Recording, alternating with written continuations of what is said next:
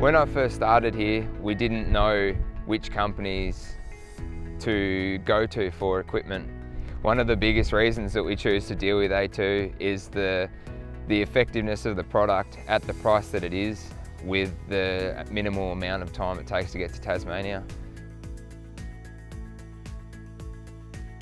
So Randalls equipment started around 1968, post-World War II. Peter Randalls' father started producing buckets for excavators, and later went into log grapples.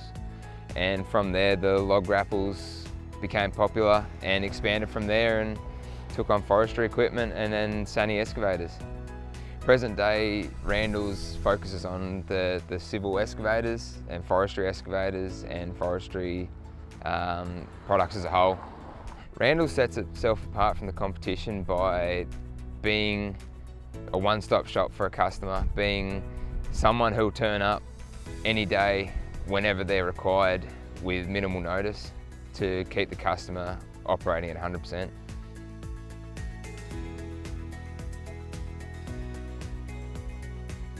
Sani excavators are fairly new to Australia, especially Tasmania, and it's fantastic to be working with such a reputable company to really boost the popularity of our products as well through their exceptional designs.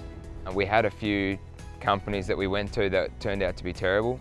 Attach2 was the first attachment company that we turned to that didn't let us down, and they've produced some fantastic equipment, and we've been dealing with them ever since.